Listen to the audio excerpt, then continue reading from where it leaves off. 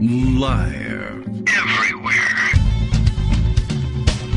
On netrootsradio.com.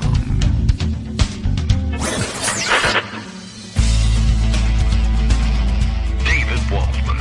Kagro. In the morning. Now, here's David Waltman.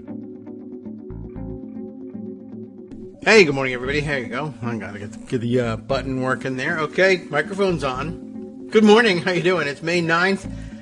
Victory Day for the Russians, I guess, / Soviets, depending on who we're talking about. And, yeah, we've been waiting for this for a while. We get to see what Vladimir Putin has in store for us. I wasn't sure whether he would move forward with the victory parade, but I now see snippets of video on Twitter, which indicate that that is, in fact, the option he took. This is a fine one. Day's not over, but since the other options were nuking Ukraine and possibly everybody else, or going to the general mobilization, or as I speculated in the Morning Post, that he might, in fact, boil alive and eat an admiral or other high-ranking general officer of the Russian armed forces. But none of that has come to pass, but the parading has.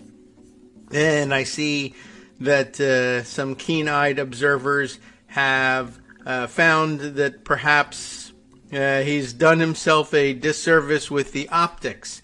I don't know whether he knows about optics. I don't know if they do optics in Russia. But let's see, who's tweeting here? Matthew Luxmore, reporting for the Wall Street Journal, saying, Russia not thinking the choreographics. I guess he doesn't know about optics. The choreographics of Victory Day, as it accuses every other country of going Nazi. And, of course, here the march through, I don't know whether this is actually Red Square or not, but certainly through one of the interesting, ornate, and ceremonial streets in the Moscow area, presumably. I don't know who's marching. Looks like older guys, like maybe veterans and of previous wars, marching in support of the invasion in brown uniforms, which of course include brown shirts and black armbands with a weirdy, odd-looking symbol on it, which is actually the Z symbol that they painted on all their vehicles during the invasion, and which for the Russians has become the symbol of their fight there, much as the sunflower or Ukrainian flag itself has become the symbol for everybody resisting it. So, very interesting, you know. Not concerned with the optics. And I don't know how old Matthew Luxmore is. Looks like he's of age to have remembered the word optics, but maybe they just didn't use it. Anyway, so, you know, that's preferable to resort to nuclear weapons at any rate. And like I said, the day's not over and Vladimir Putin can go anywhere. He's killing people like it's free, as they say, wiping out another oligarch in the last couple of days that I happened to see fly by on Twitter.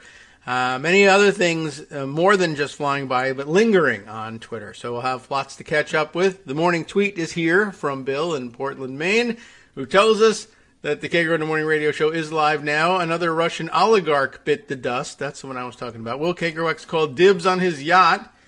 Let's find out. Well, if he's got one, if it's around, I'll take it. I just don't live close enough to the water to make use of a yacht. But I suppose I could, well, if I sell it in order to buy a waterfront home, then I'll have to seize someone else's yacht. Nothing's ever easy. All right. Yeah, who is dead? I should go and take a look at that and see if we can track that one down. I think I made that comment on, yeah, there we go, on Twitter about killing people like it's free. And I can't put my finger on where that's from. It feels like it's from one of the Godfather movies, but I can't find the actual quote. Maybe I just don't understand it correctly, or maybe I've got the wrong source. Maybe, I don't know, could be Sopranos type thing, but I don't know. It seems like that was I would have thought that would show up in internet searches, and it really doesn't. But reminding people that even though mob bosses very frequently do kill people, and I guess you could think it was free, it's an interesting reminder of the way the balance sheets are done in Hollywood versions of the mafia anyway, that there is in fact a cost to these things, and you can't just wipe out all your enemies, or anybody else for that matter, without incurring those costs, and they'll come and catch up with you at some point. And when the balance reaches a certain level, they just kill you instead, rather than worry about ever trying to collect from you.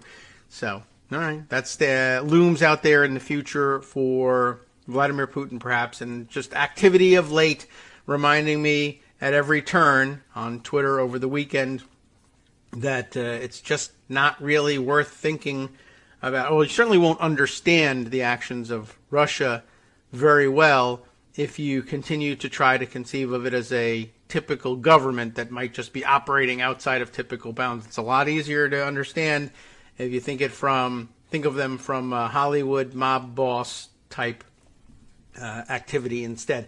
It's just that they happen to have taken over an operation, the Soviet Union, that had all the trappings of a country. And so they've kept them around because it helps obscure the picture about who's doing what and why, or what their next move might be. So they find it useful. But if a mob operation had been able to, instead of taking over a local sporting goods store, the great example of the bust out from The Sopranos, if you busted out an actual legitimate government, you would end up with all of its trappings as your own. And how dangerous would it be for a crime syndicate to come into possession of a nuclear stockpile, armed forces of all sorts, an intelligence operation with people just sitting around waiting to do the things that they used to do for the Soviet Union. And this is all we know. As long as you keep paying us to do it, we'll do it for you, even whether you're legitimate or not. And on top of it all, the cherry on top, a permanent seat on the UN Security Council, which I think would be great for any of the five families would have been pleased to have inherited that, I suppose. All right. Well, much to catch up on. Greg is here. I'll see if we can... I'll refer you to the latest Oligarch Death, if you like to look it up and read about him. Alexander Subotin, I guess, or I don't know how they... Subotin or Subotin, who knows. Billionaire Russian oligarch. Reportedly died, it says here, according to the tweet of Market Rebels, died after an anti-hangover treatment that involved toad poison, which sounds, like literally worse than the problem. The cure is worse than the disease. Don't know what happened. Didn't fall out a window or anything, but apparently the former top manager of Russian oil company Lukoil, which has service stations here in the United States. So, prominent fellow, now gone. Maybe he has a yacht for the taking. I don't know. If it's near Connecticut, it's yours, Greg. Good morning. How are you? Hey, good morning. Well, we're not landlocked. We actually do have a coastline. Yeah. Small as it is, it's still a coastline. You could go whaling from part of it, apparently. Yeah, so they say. That used to be the case. Anyway, now they just play hockey. So, right. Yeah, and women's basketball. Oh, well, right, but not the Whalers. Yeah. Anyway. The Whalers don't play hockey here either. They moved. Oh, is that right? I don't know. I don't pay attention to that. Long time, a decade ago. But, well, that's okay. They didn't play much hockey, quite honestly, anyway. Yeah, but they brought in everybody else. I could go see the Rangers in Hartford. It was kind of nice. That's a nice thing. Anyway, so you're right. The sport there is basketball. It's nice that they have some other things going on professionally or semi-professionally. Yeah, Griswold. Right. Oh, yeah. But honestly, top big things that Connecticut is known for. Women's basketball. Women's basketball and Griswold. Those are our two exports to the rest of the country. So I don't know really where to go here. I was going to talk about SCOTUS, but then you started talking about Ukraine. And so maybe what I'll do is I'll talk about Germany. Yes, right. I mean, because that's logical, right? Yes. By the way, I can't help you with your trying to find the correct quote.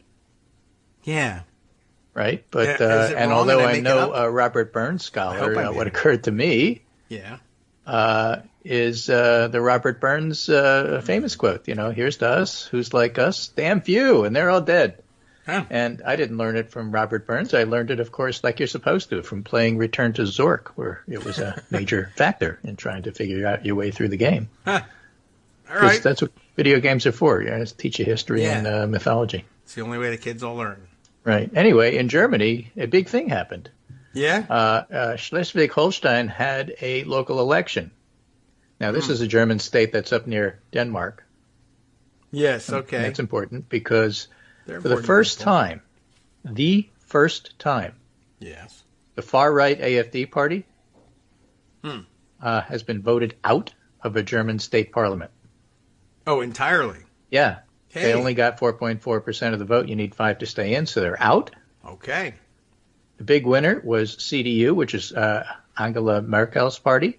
Ah. And the big loser was SPD, and that's current Chancellor Scholz's party. Oh, dear. Also the party of Gerhard Schroeder, the ex-chancellor who went to work for Putin. Bad. And one of the small winners was a party called SSW, who were essentially the local party of Danes. Remember, it's close to Denmark. Yeah.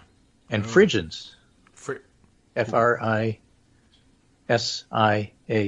Frisians. Huh. Right? Not too many people speak Frisian anymore, but it's a local party that gets to have power because it's local. Okay. And they did, even though you never heard of them, they did better than AfD, who are the fascists. Well, I'm for anybody doing better than the fascists and neo-Nazis. Of course, Linke, which is the leftist party, did terribly. But it's a relatively, conservative place. Considering, I mean, look, I want the Nazis out first. The Greens did great. They did second. Okay. And SPD third. So, it's a big win for the CDU, but the more important thing is that it's a big loss for AfD. So, I take my good news where I find it. Yeah, well, in Schleswig-Holstein. Are they responsible for the cows? Probably. Excellent. All right, well, I appreciate those. I've never had any I mean, I don't know if they have, all the cows have chips in it and they keep track, but, Oh, okay. Well, yeah, I know only the Holstein dairy cows are. Yeah, I just like giving you news you don't see anywhere else. Yeah. Okay. Well, that's definitely one of them. And, I'm not keeping track on those old German principalities. All right. So let's do Ukraine. I was going to do SCOTUS first, but let's save that for after the break. And let's do Ukraine first. Let's start with Victory Day in Russia. I have a beautiful picture of Putin just sitting there because I don't know if you've seen recent pictures of him. The man doesn't look well, and he sits and holds on to things so that his hands don't shake because he probably has Parkinson's. Oh, yeah, that could be it. And besides, he's not a good person. Okay. So Julia Davis of Julia Davis News, who sees these things and translates them, says, there he sat, a sad spectacle with no new victories to report during this twisted misappropriation of Russia's Victory Day. Rumor has it the Russians are forcing people in places like Mariupol, if there are any left, to, they hand out Soviet flags. Oh. And make you celebrate Soviet victory over Germany in occupied towns in Ukraine. That's insult to injury. But okay. My political scientist friend Peter from you says, time to roll out the Kremlinologists to study who's on the dais with Putin and how close they are to him. Was it a visibly smaller number of generals by his side than previous years? Well, I thought probably because they've knocked off so many generals. Has to be. And besides, that would also mean there's fewer people Putin would allow up there next to him. Yes. Right. This guy's semi-paranoid. Right. She's pretty paranoid. So, yeah, I mean, I guess that never really went away. It was always helpful as a glimpse into the way whoever was in power in Russia was running things. Right, but, and then he's got flanking him, and the generals are behind him. Yes. But flanking him are what look to be aged remnants of World War II veterans. Yeah. I don't know who was marching in the video that I saw, but they looked like older folks too. Not World War II era, but they. Well, these guys look like World War II era. Well, yeah, buckling under the weight of their medals. Yeah, pretty much. Covered with medals, and good for them. And hats off to anybody who's lived that long. Sure. But the point is, Putin's trying to co-opt them into making this like World War II Junior. Rather than World War III, yes, which he's in a position to lose. He'd rather be World War II Junior, where he's in a position to win, and it's not working all that well. Yeah. And Phillips O'Brien, commenting on it, says, so he had a speech, What rhetoric Putin used in his speech is immaterial. If he didn't declare war, which he didn't, or a general mobilization, which he can't, that's what's important. He can't because, he can't pull it off. Yeah. Without concrete steps to build a new force, Russia can't fight a long war, and the clock starts ticking on the failure of their army in Ukraine.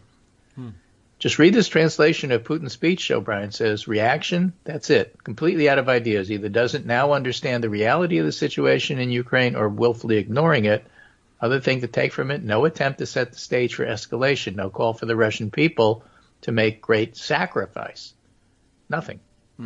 I see some people have asked about a secret mobilization. Maybe an extremely efficient system could pull a partial one, but you can't imagine Putin's regime pulling it off. You have to construct new or expanded facilities to begin with, hard-to-hide structures from eyes in the sky. You'll also need serious, if secret, government planning. Good luck hiding all that chatter.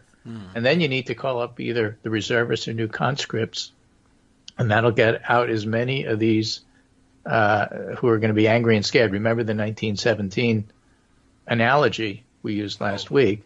Okay. Right. I don't remember Tsar Nicholas says, I have a good idea. I'll call up the lumpen. I'll give them guns. I'll train them how to use it. I'll scare the bejeebers out of them. Then I'm going to send them to the Western Front. And what could go wrong? Yeah. Well, they organized and they took them down is what happened. So then you need to train them in all your new or expanded facilities, and then you have to equip the new forces, put them on a very long, easy-to-see train, and deploy into Ukraine. And remember, the initial invasion took months. Putin's Russia doing this in secret? Good luck with that. And final point, a general mobilization is the ultimate test of a logistics system, and nothing in peacetime can prepare you for it. If you struggle during the logistics for an army in being, it'll be much worse when you try to dramatically expand that army. Logistics matter. So in effect, you're taking people and giving them 1917 rifles. Yeah, well. And sending them to Ukraine as cannon fodder. And that ain't going to work. No. Well, they only have not for things. them, not for Russia. Yeah. That's a great point about the difficulty of the logistics. Logistics are difficult at best with a highly trained professional military, but to bring and a system that's in place. It, Remember, once you got a process in place, it sort of takes off on its own. They don't have it. Yeah, even if they did, right, it wouldn't work for people who haven't been trained in it. So yeah, okay. So we'll see it happening if it happens, but maybe the fact that we don't see it, that's the thing to hope for. Right. So I know it's a bad analogy, but I always think in my head, well, logistics is process for military people. Yeah, right? No way. Enough people don't appreciate it, but if you don't do it right, it can really screw you up. Yeah. And it seems it is sort of like process. It's the sort of thing that in isolation can seem like stupid make work stuff. Why do we have to change pallets, the tires right? on this truck? Why do we use pallets? Yeah. What's the deal with cranes and unloading? Right. What is it with tires? Anyway. Right. How come we have to keep turning these? What's this maintenance Change stuff? these tires. We haven't driven anywhere. Boring. Right. Yeah. Well, you'll find out when you don't do it at the critical moment. Food. Okay. Why do we need food? We got guns. Yeah, we can just take food from people. Well, what about on day 3? Well, didn't think that far ahead. No. By day 3, I expected to be dining in Kyiv restaurants. True, I guess you could. But, supply chain, keeping them, up and running. Impossible. Right. There's also this report. Sergei Somleny is tweeting something that's been around the Internet all weekend. According to many reports, the Russian 64th Separated Motorized Brigade, responsible for mass rape, torture, and executions in Bucha, promoted by Putin to a guard brigade, was completely destroyed at Izium. That's some promotion. I will not publish my emotions here in reporting this. Okay. Wow. So there's a lot of stuff in Ukraine's favor happening, especially up in the, as I learned to pronounce it, Kharkiv region. Okay. It's KH, but you pronounce the KH like you would Hanukkah. Oh, well, they should use a C then. And they're getting close to the Russian border. Oh, well. And, I don't have it on a map. That's their big fear. Maybe I should look it up. But it's very close where they are right now to Belgorod and the Russian border. Okay. Separated only by a little bit of water. And so as Ukraine makes gains up in that area, it basically cuts off Russian supply lines. So that's pretty grim. The Russians' southern part are making some incremental gains, but trading that, of course, for lots of big losses in personnel and materiel. And so basically that's how the war's going. Okay. Same old. So, and today's Victory Day, and Putin doesn't have much to do in terms of declaring victory. But you're not allowed to say it. Well, that's interesting. Imagine having the reverse happen. We need to, build up our buffer zone. Uh-oh, the buffer people are actually crossing our border. That's, what can I tell you? I'm not looking for them to succeed, so... Now, one thing that has been reported, which is not the same thing as full-scale mobilization, retired Russian soldiers between the ages of 40 to 60 have reportedly been summoned to draft boards and offered contracts. Like, I'll pay you, please do this, to administer different areas of Ukraine right now under Russian occupation. Oh, interesting. That indicates to the observers manpower shortages and long-term plans. Yes. Okay, that's an interesting angle. And maybe that's who the older folks marching in the parade were. Yeah. An interesting opposite of our approach. When we occupy places, we pay the teenagers to go over there and provisionally run the government. Right. And then perhaps lastly, on Ukraine, I sent a graphic, and not graphic in terms of sexual activity, but a graphic that simply shows something. And it's a tweet about how Western artillery is helping Ukraine target Russia from greater distance. Oh. And it has, you see these red and black arcs, so it's easy to find that picture on the Skype feed that I sent you. Take a look. And it's the range of Soviet-made artillery, 2.2 miles for their multiple rocket launcher, 13.6 miles for their towed howitzers, and 18 miles for the self-propelled ones, meaning it has its own wheels. Sort of looks like a tank, but it's not a tank because it's relatively lightly armored, and there are no people inside. Yeah, I guess. Okay, so 18 miles is the long range for their howitzers. Seems pretty good, you would think. Right. But no. So the American and Canadian M777 towed howitzer has a range of 24.9 miles.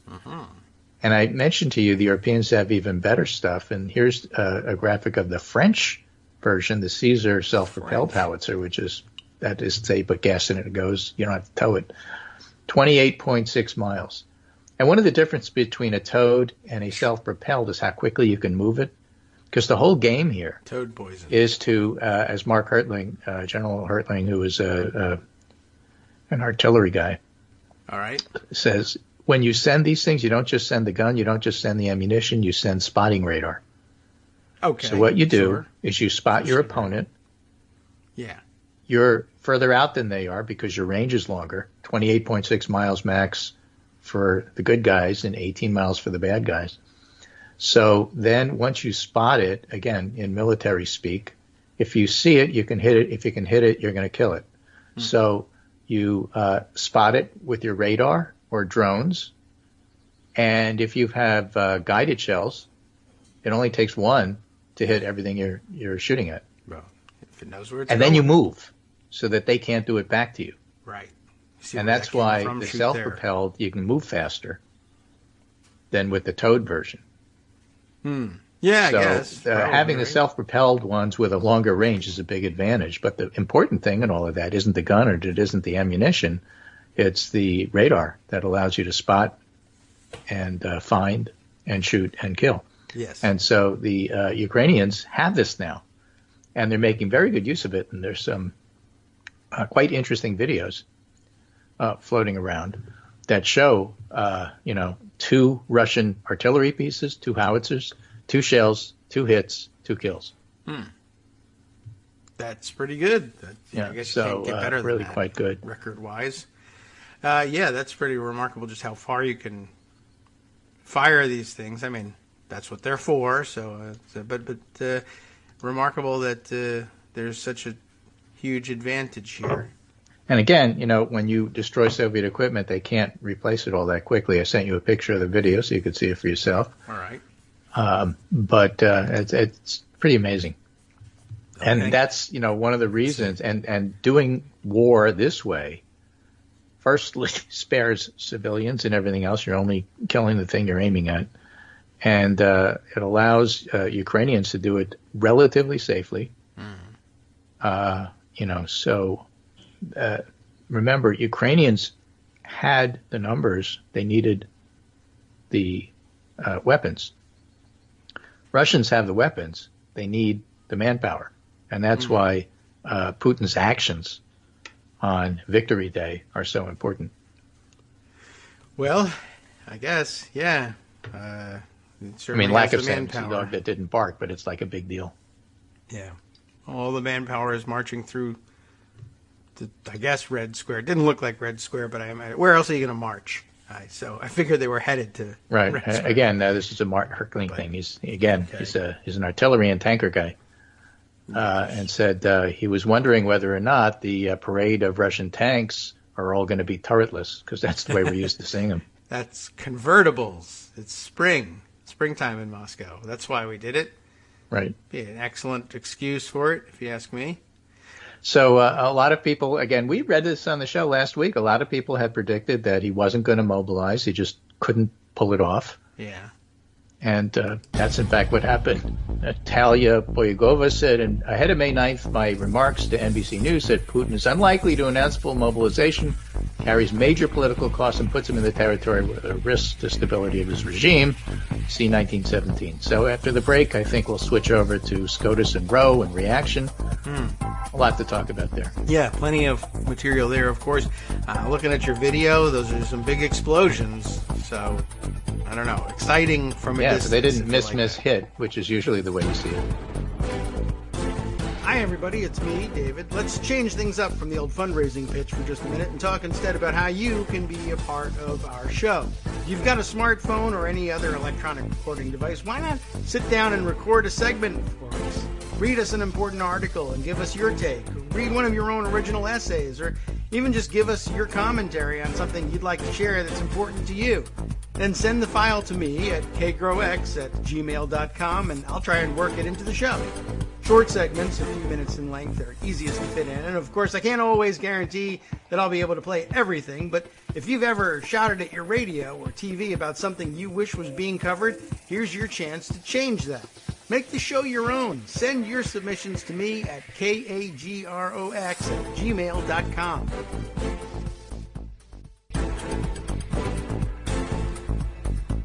All right, welcome back now to the Kagro in the Morning Show here on Netroots Radio. We're set to go. We have to turn our sights back home here at some point. But yes, Greg and I were talking during the break, as we sometimes do. I see what you mean here. So here's a pet peeve we didn't know about Greg. We now know that it ticks him off when people use the flag emojis essentially on Twitter. Sometimes if you're tweeting and you type in the name of a country, I think it offers you automatically. At least it doesn't mind to swap out the word for the name of the country and then puts their flag in instead. And I mean, I don't know. I think it would be very helpful to keep both in so that people would learn the flags. But you're saying you find it hard these days to follow a conversation this way. Yeah, that's because Austria you can't just look up the flag. I mean, an emoji isn't a picture. You can't put it into Google Images and search and say, "Oh, that's the flag of." Yeah. So fine. You want the major players here, but and this is my fault. I'm supposed to know all the world flags while I don't. They've changed quite a bit sometimes, and I can't recognize Duchy of Grand Fenwick. If you happen to put it in there because you happen to be a person who lives there and loves it, and that's wonderful. Yes. But you're talking about something, and often flag pride. Yeah, but it's a flag of pride. Not the pride and that's flag, great, and I applaud you for it, and I'm sorry I don't recognize it. Yeah. But it takes about 15 minutes to go figure out what you're talking about. Well, the example you've sent me is Austrian. That I can tell. And, of course, you probably you don't have to search too far unless it's like you said, one small duchy or something. Yeah, Austria I knew. It's just that I'm giving you an example of how people use the flags. Yeah. And for example, So you knew it's that not one. about talking about their individual candy stuff. And this cane isn't land. an America versus the world nationalism stuff. It's like somebody will put up a poll of 70 countries. Oh. And yeah. instead of, for all the bars, like how much do you support Russia? And then there'll be like 70 flags. What is this thing? You can't possibly know them all. Yeah. Right. The fruit sherbet people don't like the Russians. I figured that part out. Right. Oh, that's if you want to talk about your Okay. individual country, that's fine. It's my fault, not yours, that I don't know your flag, and I will learn it, and that's cool. And if it takes That's me a good way to 15 do minutes, it. so what? If you leave the But name if you're in, going to put up a we'll learn it poll faster. of 70 countries, Yes. and each one is only designated by the flag of that country, that doesn't do me much good, actually. Okay. Well, it's an interesting. So way to that's learn. why it's peeved. Yeah. So don't do that, world. Well, but it's it saves room. If you're listening. Yeah, that's true. And sometimes the flags are so small you can't really tell because like one looks just like another and they're tiny because you had to fit 70 into the one graphic. Oh, even worse. Yeah, and the emojis don't often help either. But the emojis do not help at all. Now, if you clicked on the emoji and it told you what country it was, I'd love that. Yeah, what does I'd actually appreciate that more than an editor feature. Yeah. Yeah, all right. Now, that's an interesting thing, too. When you click on translate this tweet, like it should translate that flag It should. into an English word. Yeah, well, no, but you don't I'm want American. to I translate. don't know what that is. Let's make it an American flag. That's not what we want. That's not what we're talking about here. Right. Anyway, if you're trying to figure out what's going on in other countries, I find that you do your interesting. best. So All right. learn the flags, folks, and don't have the peeve I have because this is really on me, not everybody else, but it just annoys me. Annoys me enough to make me go learn some flags. Yeah, and that's rough stuff. So okay, so where we were saying we have to make the transition to domestic politics. All the state flags. I think there's a lot of fascinating stuff here going on, and let's start. They should turn with a couple of state words into things. flags. Yes. One of them, just playing with Twitter here to get to the right place. So let me give you a little bit of the Politico newsletter from today. All right. Who leaked? Democrats seize on Mitch McConnell's national abortion ban remarks.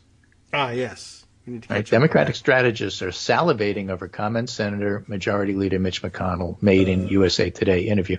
This is why I hate Politico's coverage of politics. that. Yeah, I don't like What celebrating. McConnell said is awful. I'm not salivating over it. No. Nobody is.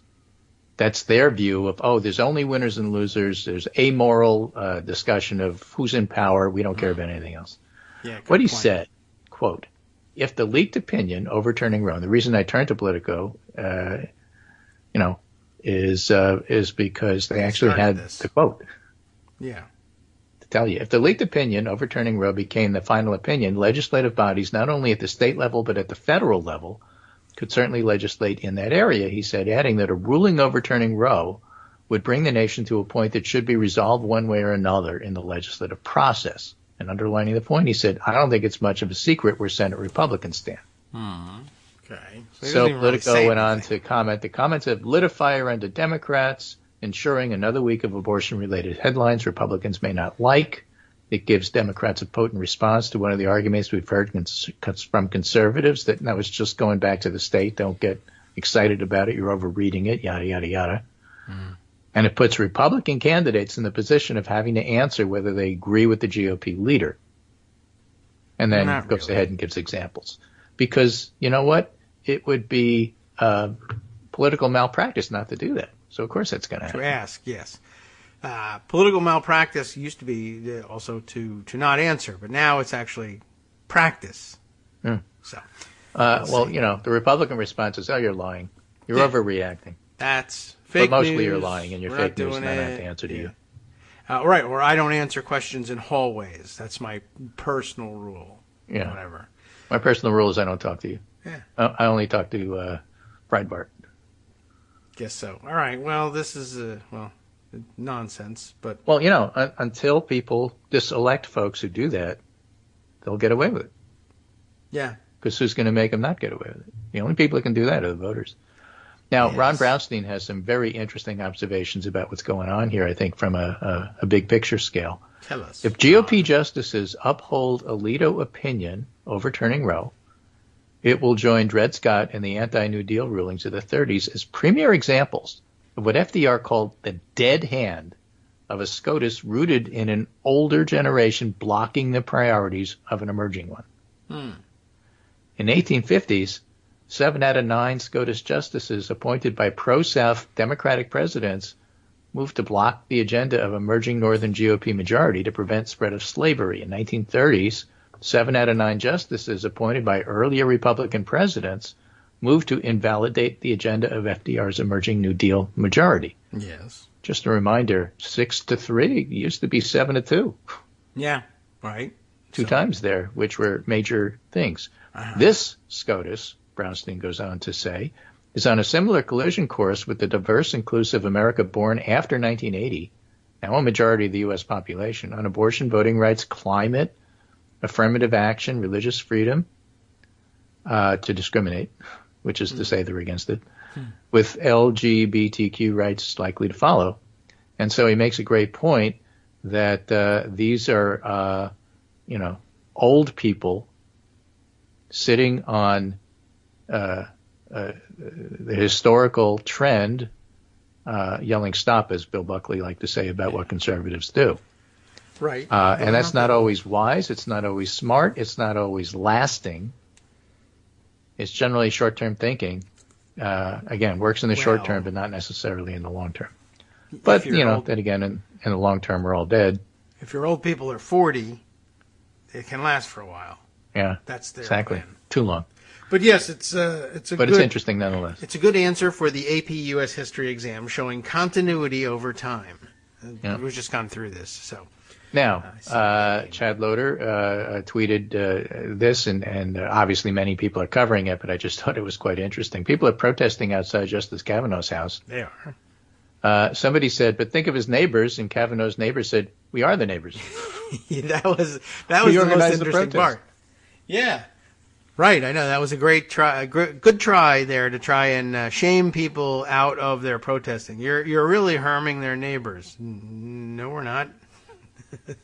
We're not disturbing them anyway. We're not disturbing them. We are the neighbors. We decided to do this. Yeah. So Noah Rosenblum, who's an assistant professor at NYU Law, legal history, has a really interesting, not too long tweet thread, only 6, about the background behind this. Again, not just Ron Brownstein, who's a bit of a historian. The debate about protest at Supreme Court justices' homes and the recent death of the great legal historian John Philip Reed, along with the scurrilous attacks on current law professor Josh Chavitz, somebody else I follow on Twitter, have me thinking again about Reed's great essay on the legality of the mob in U.S. legal history. Okay. He wrote a piece called In a Defensive Rage, the Uses of the Mob, the Justification in Law, and the Coming of the American Revolution.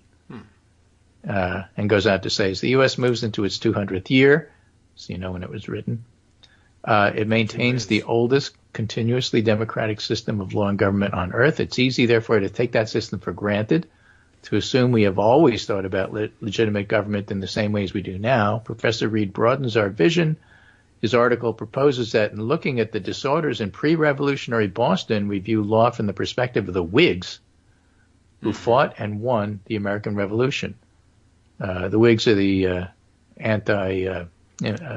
monarchists from England. That's where the name comes from. Whigs in our party. And the Tories were the pro-monarchy people.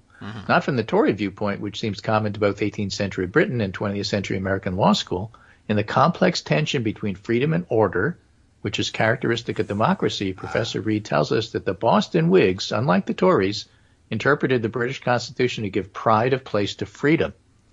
He concludes the mobs and local institutions which enforced this interpretation in Boston were considered to be as legally legitimate as the imperial civil and military officials who futilely opposed them. And so our chronicler here, Noah Rosenblum, is chronicling Reed, says some people seem to think that forms of mass protest that makes elites uncomfortable have no place in our democracy. This, of course, was the Tory position in the lead up to the revolution, and they lost.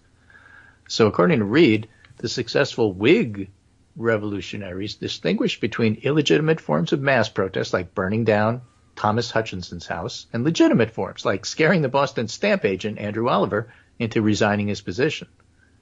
Reed uncovered 9 different justifications for mob actions, some of which even the Tories acknowledged. Noteworthy, in the present context, actions against imperial agents in defense of fundamental rights, especially when other avenues of effective dissent were cut off.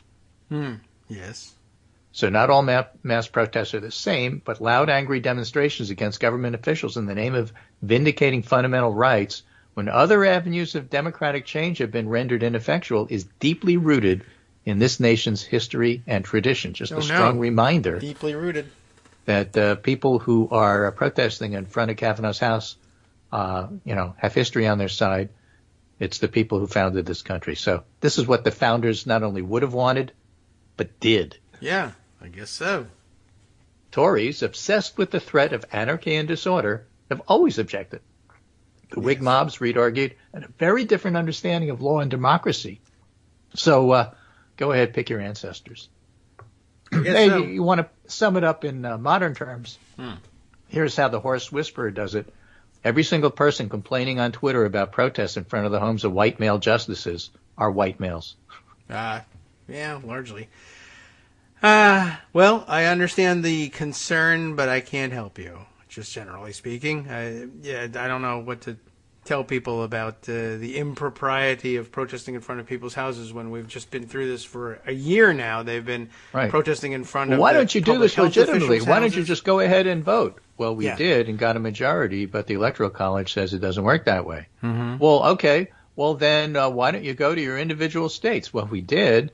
And our states are claiming states' rights like the Confederates did, even though they lost. Well, why don't you go to the Supreme Court? Well, we did. But the Supreme Court says, I don't care what the majority of you want.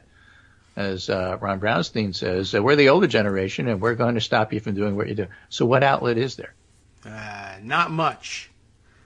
But, I mean, I thought that was real interesting. There's some pushback on the whole thing, well, all weekend, of course, but just this morning, the idea that, I don't remember who it was, but, a mainstream writer-ish type person who was saying, well, all of this stuff equals in his mind proto-violence, which is, I think, a guy writing from Vanity Fair. Yeah, like, okay, well, whatever. But he's not like a hardcore right-winger or anything. But the right-wing spent the weekend saying that this was, mob violence and it was horrible and everything. And then, of course, people were like, we've just, for 2 years, you've been protesting in front of not only elections officials' homes, but public health officials' and election officials, homes. In fact, got on Twitter on his feed and said, listen, good. Be in my shoes, right? You guys have been threatening me over the so-called Stop the Steal stuff. Right.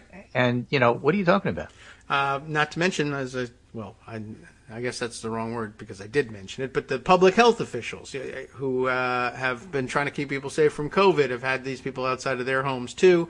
So I'm sure they're all pretty annoyed. And the idea, and then the guy who wrote it, and I'll look it up, or you know who it is. Everybody will find it by then, or we'll put it in the roundup. Not that important. And I don't want you to show up outside his house. It's not that bad. But the idea that he also attempted to inoculate himself against pushback in this by saying, and if you're saying that they did it first or they started it, then what are you, 3 years old? And it's like, well, okay, so now that avenue is closed off, which is not dissimilar to everything else. You're not allowed to do this, you can't protest that, you can vote this way, but they'll gerrymander it, and this one, and they'll steal it, or they'll do whatever, and, now we also can't even object out loud, just in our, and by the way, I love the fact that the protests were led by the neighbors themselves. Like, what's the difficulty with protesting in your own neighborhood? Like, where they're supposed to go 20 miles away to stand in front of the building where their neighbor works because they don't, what do yes, you can come out of your house and stand in the street if you want to, sure. So his name is Peter Savodnik, and he wrote, the reason you don't protest in front of any official's house is it's a form of proto-violence, a thinly veiled threat that's inherently anti-democratic. This applies even to justices with retrograde views. I know what and Tammy Sawyer, who is a Southern black woman, actually Shelby County commissioner, Shelby County. When a white neo-Confederate threatened me, a judge decided because I'm an elected official it was allowable. Yeah. Oh, well, Kavanaugh's not elected. And also couldn't understand my fear if I, as a local official with no security, have to take it with declared violence. Scottish justice surely can with proto whatever. Yeah, right. And, of course, all the pictures of the people share. Two rights don't make a wrong, and two wrongs don't make a right, and three rights plus a wrong. The founders. Yeah. Something. Three rights make a left. That's right. And by the way, not just the founders making that clear, but it also brought to mind the Martin Luther King Jr. quote of the riots being the language of the unheard, right? All the avenues are closed off. Nobody's advocating violence. This isn't here. a riot. Nobody is advocating violence. Nobody. Not even me. The thing is that if it makes you uncomfortable, that's the goddamn point of protest. That's true too. Yeah, I don't know. That was kind of a foolish thing, and I understand the I understand the desire to express some discomfort with it, but okay, good. Like you just said, it's supposed to make people uncomfortable, including sometimes the protesters. That's okay. The afflicted afflict the comfortable. That's the whole point. And but yeah, what I don't really understand is the rush to get out in front of it and to be that's virtue signaling that they all say they hate, is getting on Twitter and saying, gee whiz. I just want to show you I'm neutral. Yeah. So well, don't be neutral about democracy. Oh, yeah. All right. Well, I was disturbed by all of those developments, and then of course it's just the idea that you could get out there and say they shouldn't be doing this because civility, something, and but by the way, we're going to kidnap the governor of Michigan. All right. Clarence Thomas says he worries respect for institutions is eroding. Boom. Well, maybe you and your wife shouldn't have tried to overthrow the government. That's true. Yeah, I saw that comment over the weekend, and but he was saying he was worried that we can't. We're going to get to a point where people will protest everything. Like if there's a Supreme Court decision they just decide they can't live with, what are they going to do? And I don't know. I forget how it was put over the weekend, but. Unfortunately, that's Clarence Thomas coming out against what we call consent of the governed, and it's kind of a basic tenet underlying democracy. And I guess if an institution like the Supreme Court begins handing down opinions of the minority as majority opinions. And it's weird because he's validating Ron Brownstein's thesis here. He says the court's longest serving judge from the Washington Post piece says he also worried about a different attitude of the young that might not show the same respect for law as past generations did. They didn't. You mean like they don't like discrimination and Jim Crow? Yeah. Is that what you're saying? Those are bad things, apparently. And I'm with them on that. But I mean, if the court's viewed as illegitimate, I mean, I don't know what to tell you. What if Congress is viewed as illegitimate? If things are viewed as illegitimate by a majority, and I don't know if that's the case yet, but if it is, no, you don't have to just live with it because it's deeply rooted or any other reason. If the consent of the governed is lost, that's just basic political science for you. Locke and Hume in the friendly questioning, the Post says Thomas was not asked about his own most recent controversy that involves his wife, Virginia Ginny Thomas, and her ties to the Trump White House and activism regarding challenges to the 2020 election results. Mm-hmm. Thomas is the member of the court least likely to adhere to stare decisis, the principle, I would say deep-rooted principle, of letting past decisions stand. In past cases, including Casey, he called for Roe to be overturned. So, look, it's okay to protest. Yeah, pretty much. Yeah. Oh, and so the other shade of that story was, what about these things? And it's beginning to look, as time goes on, like maybe some of these alleged acts of vandalism might not be what they appear to be or what they were hoping that you would think they appeared to be on the surface. The leaks aren't what you hope because they've clearly been from conservatives because conservatives keep leaking. Mm-hmm. Yes, they've done it again, and over the weekend another series of leaks. This time identified they were identified as conservatives close to the process who knew what was going on. Yeah, but they're just as much leaks as anything else, but now leaks are okay. But conservatives aren't outraged. Conservatives, right. So they're doing it to steer things toward conservative results, and they're happy with that. Now, let's see, a anti-abortion organization in Wisconsin allegedly had its offices vandalized and possibly burned, but there was some very interesting and neatly written script graffiti written on the side of the building, which sort of tends to give things away. And then, of course, I believe an attempt at spray painting the anarchy symbol, but you know that a Republican did it because they drew the circle and then they insisted on drawing the A. All writing has to be inside the lines for conservatives, because otherwise it's anarchy, which is the whole point. But I've never seen one drawn so neatly and wrongly, and I'm starting to believe there's some backwards B vibe to that one. Backwards B. Speaking of backwards B, young Republican who claimed Obama supporter carved the letter B on her face during a robbery made the story up. That's 2008. Mm-hmm. That was a McCain campaign volunteer, which, of course, flight of ideas. So the McCain story reminds me of Steve Schmidt's meltdown over Twitter over the weekend. And so that was a nice bridge to this story here. Yeah. And although I don't have any specific things to send you, I suppose I could, because there's plenty. Essentially what happened is that Meghan McCain and Stephen Schmidt have been having a feud for a long time. Yeah, I didn't even know this. Ever since Schmidt was campaign manager for McCain. And Meghan McCain retweeted with a like an accusation that Schmidt was a pedophile, grooming this, that, and everything else. And Schmidt just lost it. And as somebody said, the great thing about Twitter is not that I'm a Steve Schmidt supporter, but when people lose their minds on Twitter, it's just really fun to read, because then they start dishing the truth. Yeah.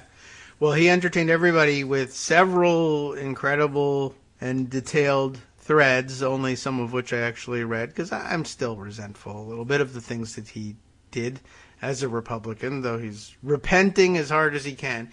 But they made for interesting reads, that's for sure. Right. So I'll give you one of them.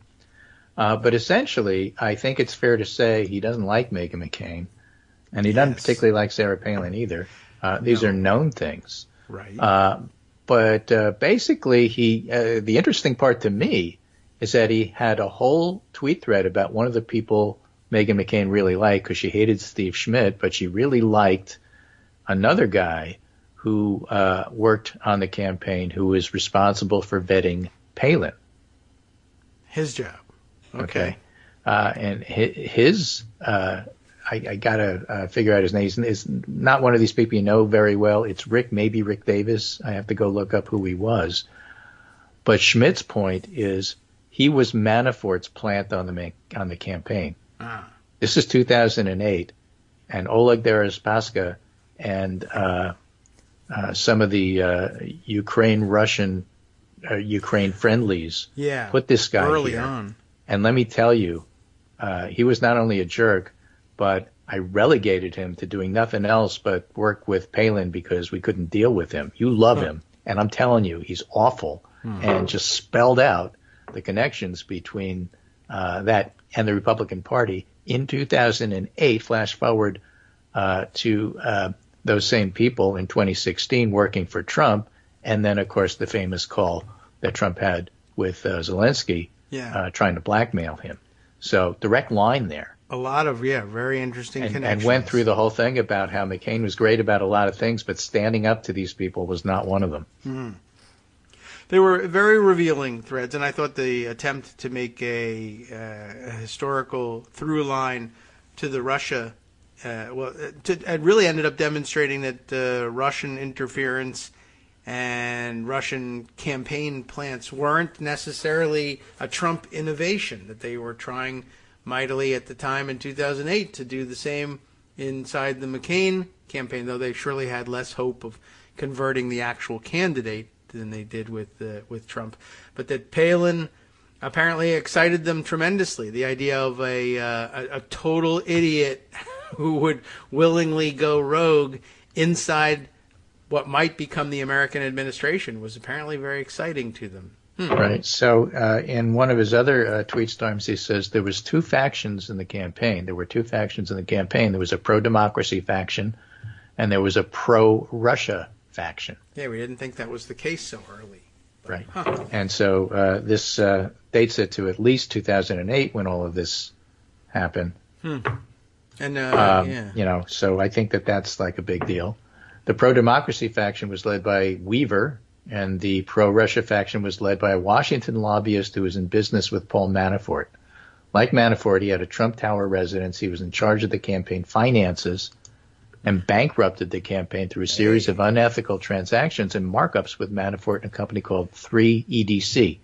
The campaign was destroyed over a massive fight over McCain's greatest blind spot, willful or otherwise.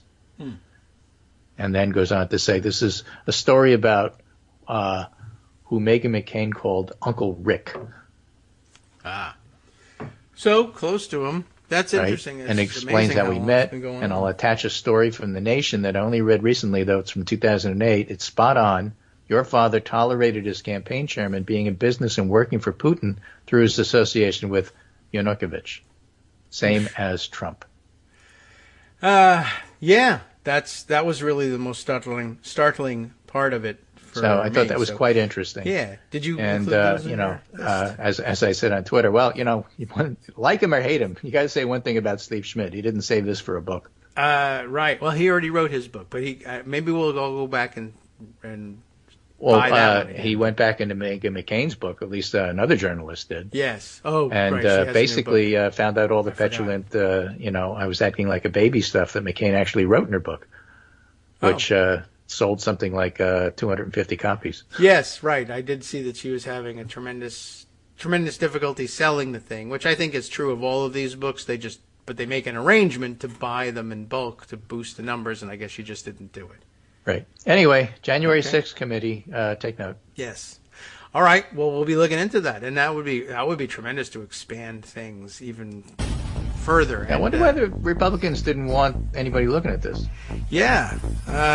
Somebody even surfaced Dana Rohrabacher Trump remarks from Kevin McCarthy over the weekend. Oh, yeah? Oh, my God, did you know that Kevin McCarthy said these two people are on Putin's payroll? Is there a possibility that someone didn't know that? Wow. Well, new generation. I guess so. Right, a new generation over the weekend on Twitter. I can't believe it. Well, all right, thanks, Greg. We stretched this out all the way, and we'll check in with you again on Wednesday. It's Monday Potpourri. All right, welcome back now to the Kagro in the Morning Show here on Netroots Radio. I like that hour of the show. That was pretty good. I enjoyed listening to my own show today, and I take note live and in real time of how interesting it was to just sort of do the whole thing as a stream of consciousness. Oh, it's all connected, I tell you, somewhere at some level, and a fascinating lesson, and also in the good enough for the founders mob violence section of today's show. I thought that was very interesting too. And I mean, I know everybody is taught about the founders and their reliance on tarring and feathering people occasionally, or I was saying to Greg, it strikes you, or it should strike you, as it struck me, as incredibly ironic, except that they know, at some level, like we learned the other day about the playbook, and the playbook saying, don't worry, they are going to call you a hypocrite. You can live with it. But and that still ironic, nonetheless, that being lectured by all the people, how dare you protest outside of an official's house? It's proto-violence. Now, the guy who said proto-violence, this probably doesn't apply to, but other people who picked that up and adopted it, or were saying this is beyond the pale somehow to protest outside of someone's house. And anyway, I have more to say about this, but I got to go. I'm late for my Tea Party meeting. And you might wonder at some point, if you aren't paying attention in your U.S. history course, why did they call their organization the Tea Party anyway? Is it just because they like tea so much?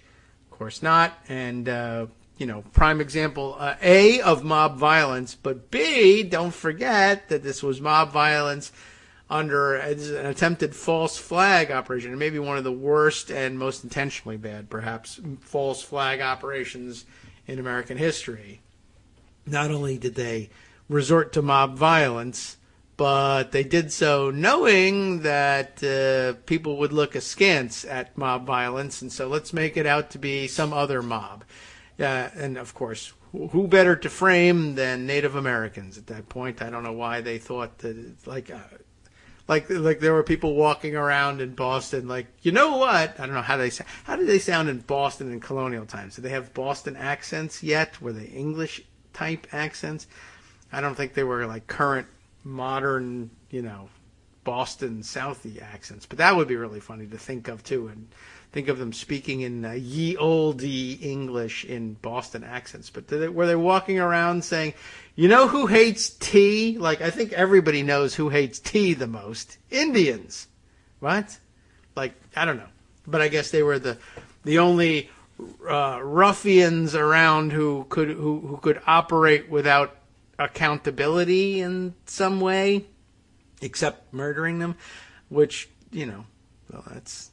Anyway, like, for instance, they didn't want to go around as regular white people because then they would be recognized. And they couldn't, I guess. I think it would have been obvious if they had tried to pretend. Well, it was obvious. They pretended to be Indians. But I guess it would have been maybe more obvious if they had pretended to be enslaved Africans or even, freed Africans. Blackface is problematic. Even then it was.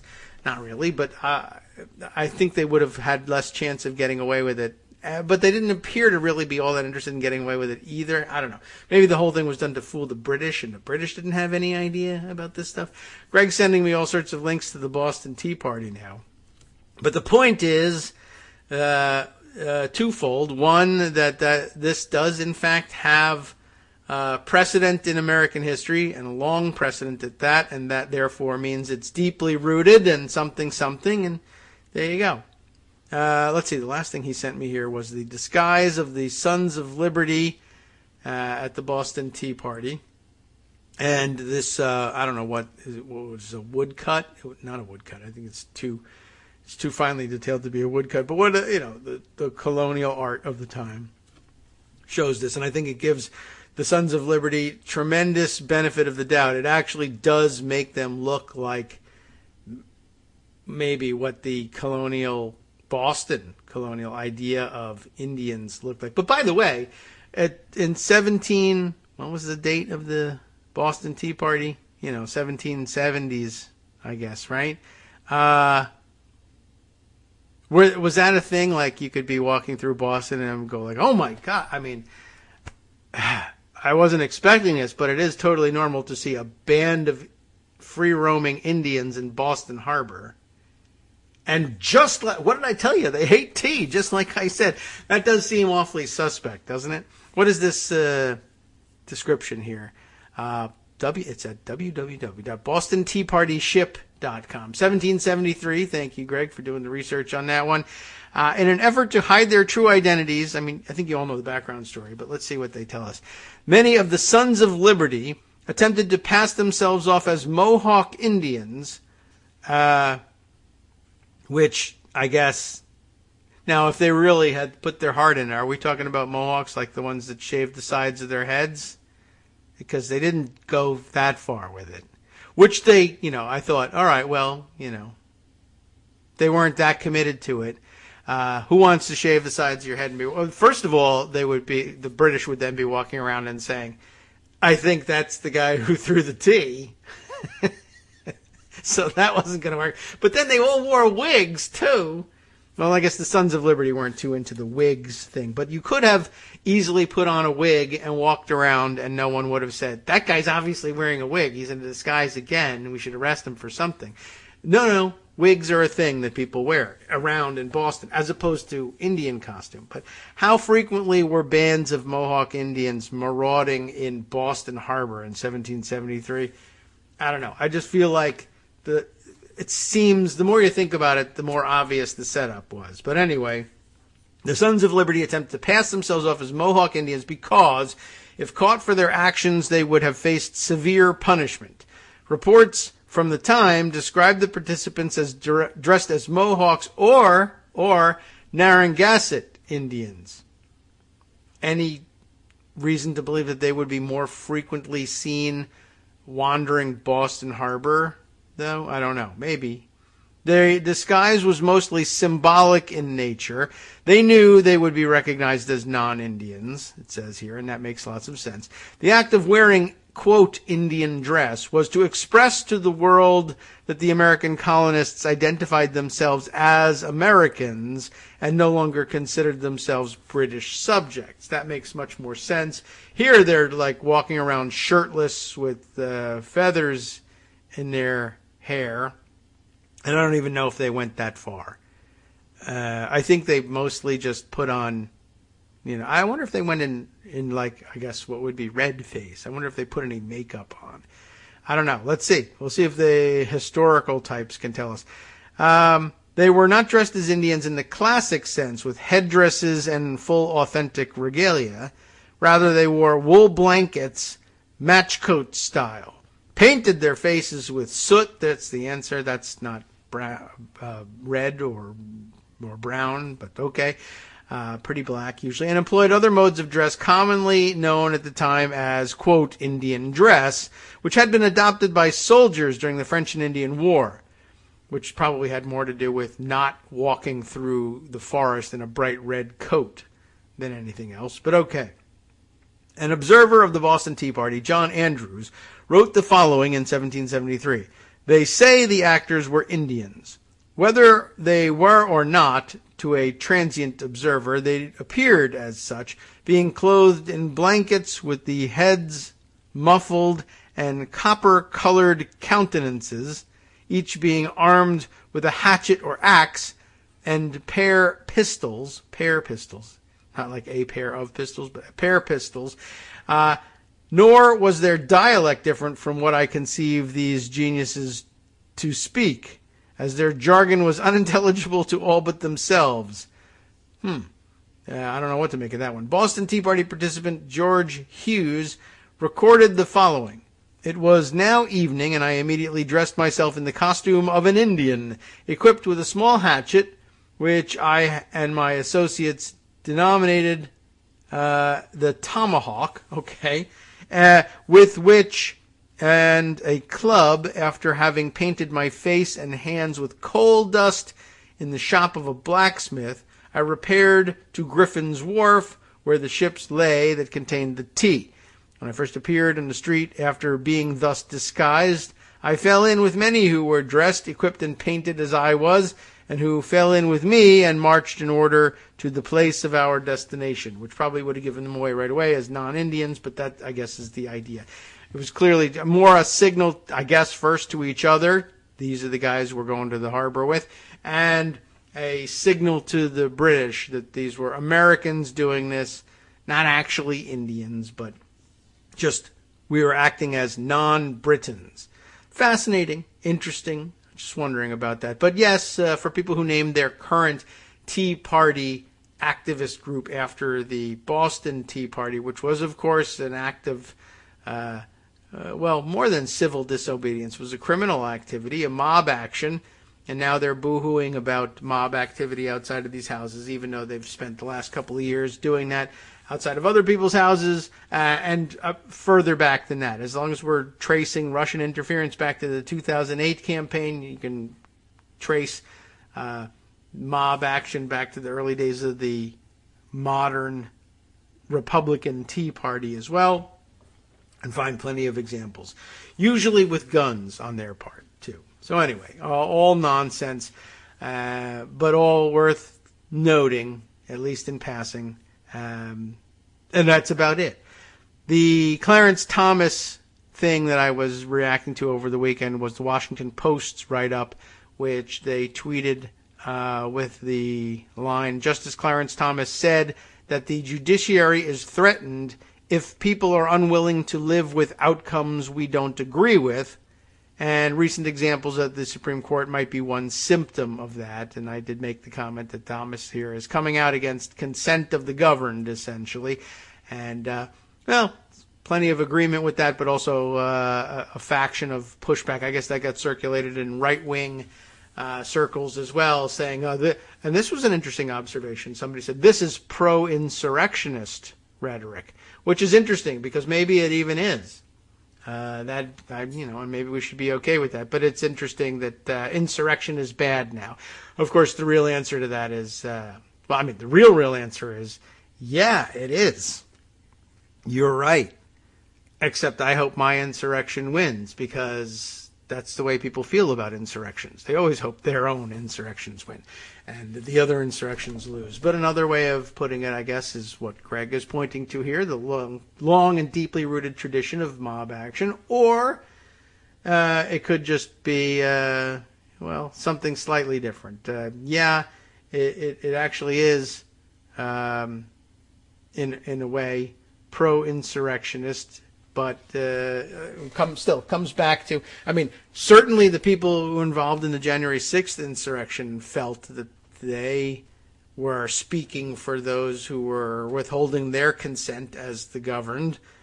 And, what can I tell you? Well, I understand that there are certain similarities, certain other similarities not present. For instance, the people outside of Kavanaugh's house, didn't break into the house, didn't beat any cops to death on their way into the house, didn't attempt to assassinate the entire line of succession behind their chosen president, Donald Trump, by murdering the vice president, Speaker of the House, and President pro tem of the Senate. So, slight differences. By the way, I'm also reminded, since everything is a stream of consciousness today, who else was a big whiner about people who were protesting outside his house and insisted that this was some sort of proto-violence? Didn't use the same term, but was certain that violent intent had been manifested because people had likewise, I think at the time they said, written with chalk on the sidewalk, but I no longer can find the proof of that. But Tucker Carlson, a few years back, made the same complaint, screaming on the air about the people who were outside his house threatening to murder his family, when in fact they had done very, very little else. Yeah, there's Greg's question mark here. Tucker Carlson, are you talking about that? Yeah, it was. Yep. That's the guy. That wasn't actually me trying to remember. Who was it? No, I knew. It was a rhetorical question that time.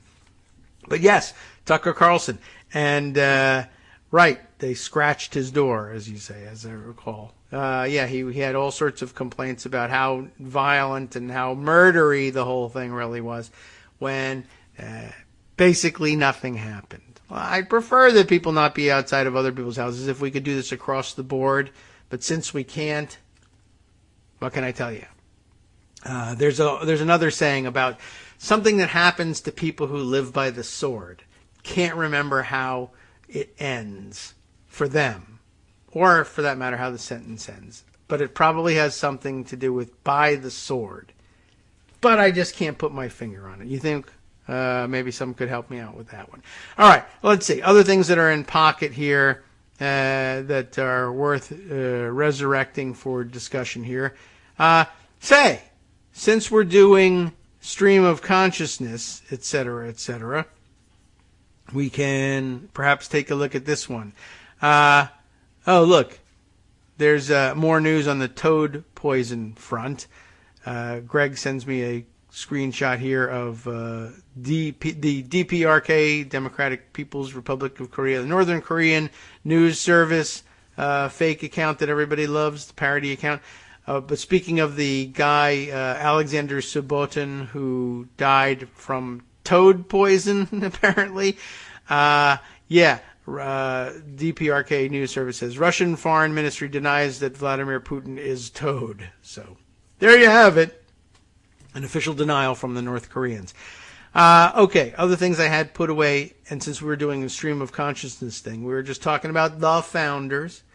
Let's share this historical context. Why not? This one also shared with me via Daily Kos email in the background from friend of the show and frequent commenter who doesn't get enough play on air because I don't frequently enough read the Daily Kos emails versus other kinds of communications.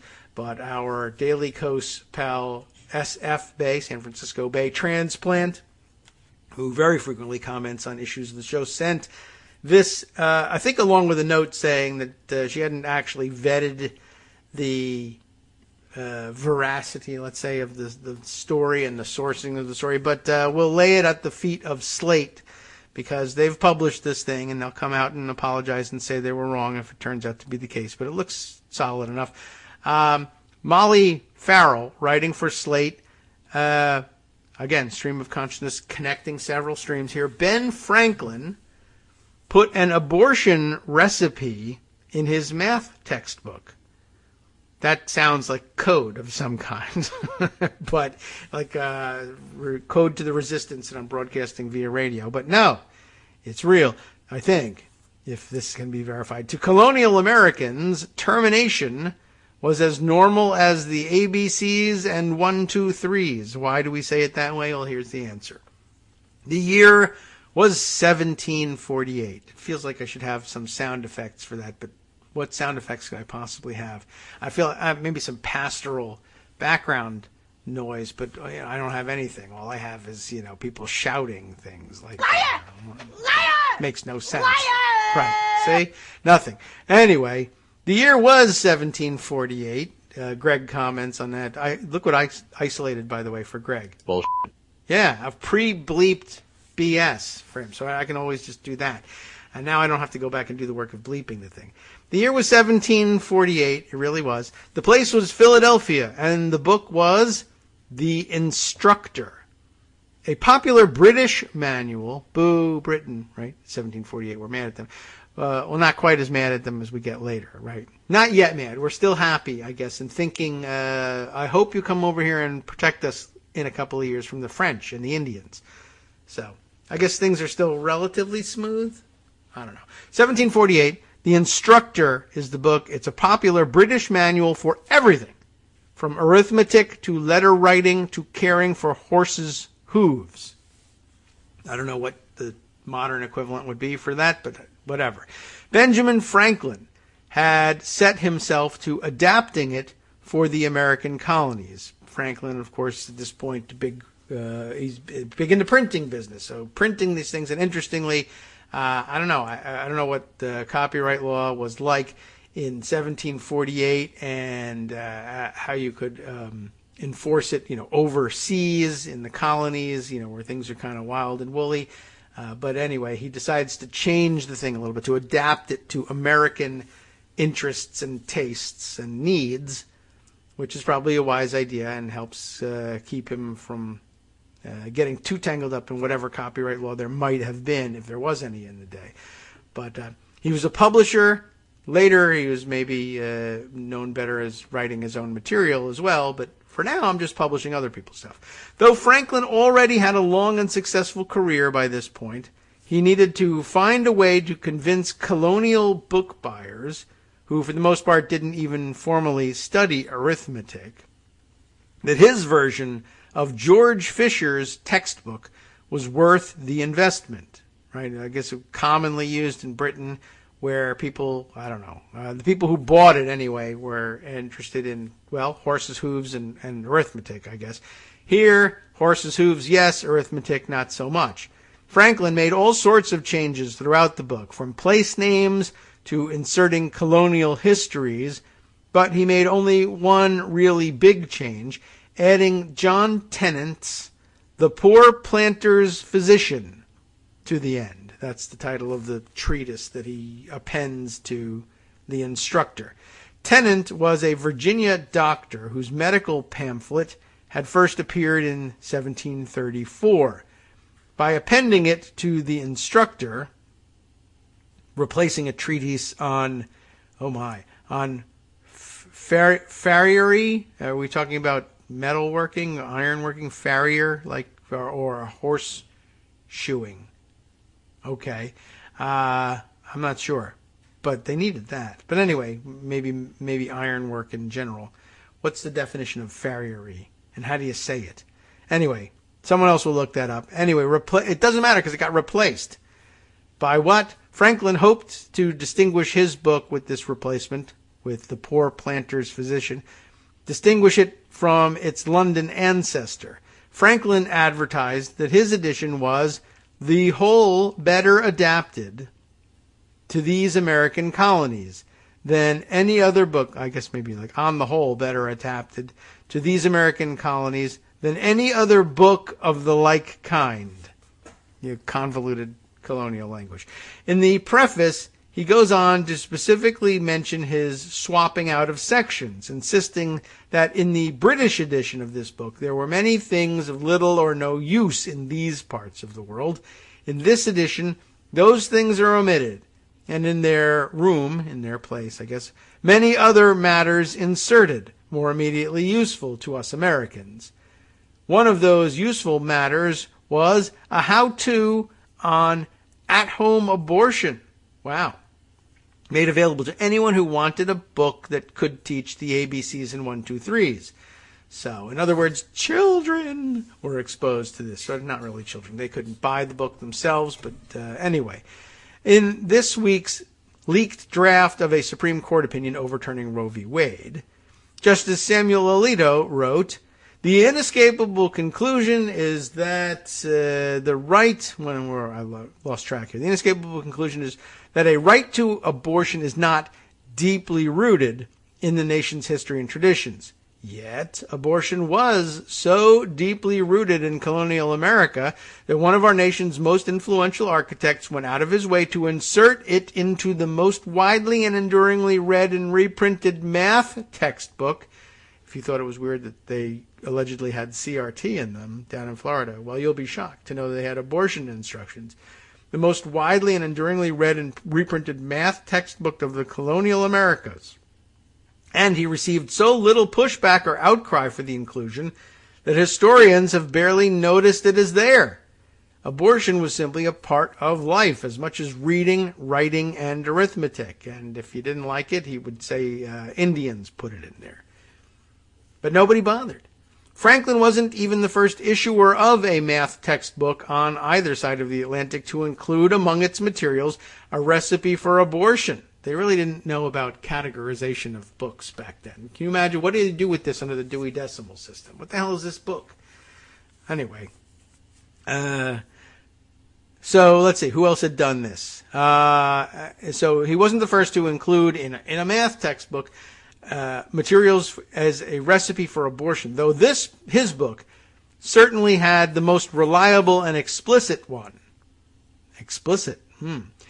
William Mather's 1699 Young Man's Companion. How do you like this? Young Man's Companion also has one. The London book would inspire the very first arithmetic book to be printed in the colonies in 1705 by Franklin's old boss, Andrew Bradford. So it wasn't even that Ben Franklin had the brilliant idea, you know what I should do to get rich?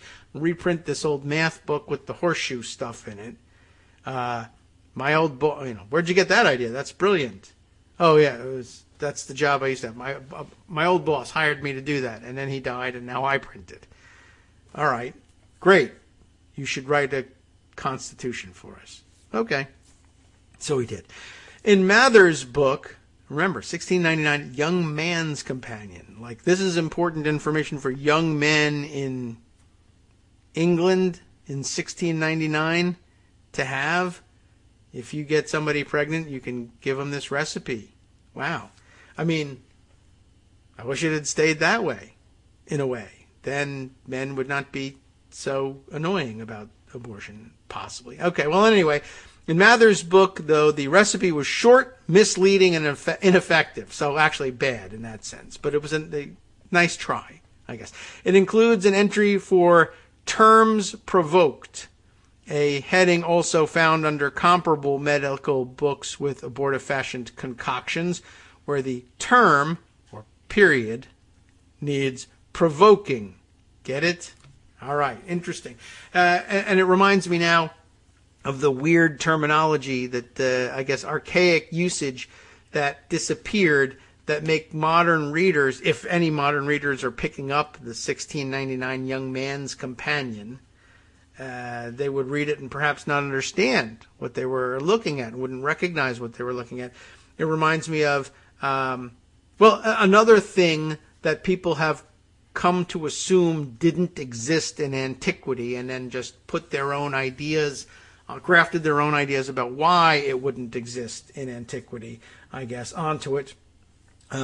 Abortion didn't exist in antiquity because it's a modern medical procedure, and they didn't have modern medical procedures back then, but they just did things differently. But so I don't want there to have been abortion back then, and so I want to say that there's no deeply rooted tradition of it, so it couldn't be that the founders or colonials had any idea about it. And I went and I looked in their books, and you know what doesn't appear in the Constitution or their Young Man's Companion? The word abortion. And so I must be right. And then you find out, well, they just had different terminology for it. It reminds me of Peter Manso's book, Melancholy Accidents, which he wrote about the same time that I was doing more actively the gun fail stuff, and he picked it up and wrote about it as well. They didn't have gun fail back then either, but they had what they called melancholy accidents, their code for accidental shooting deaths in the homes. Hi, it's me, David Waldman, the same guy who was just talking to you a second ago. Our Patreon subscription drive is still going strong, with over 175 monthly donors who help keep us on the air. If we've helped keep you going during the pandemic, why not return the favor and help us keep going so we can all be together for the next disaster? Patreon.com, Patreon.com, makes it easy to make secure, recurring monthly contributions to support our show. Patreon.com/KagroX gets you straight to our donation page. Maybe you'd like to thank us for keeping you sane during the Trump era. Maybe you're looking forward to in-depth explanations of what's going on in the Biden administration. Whatever it is that keeps you listening, we need your help to keep bringing it to you. And hey, if you happen to prefer using PayPal or even the Square Cash app, we're up and running with those options too. Thanks again, everyone, for all your support. We literally could not do this without you.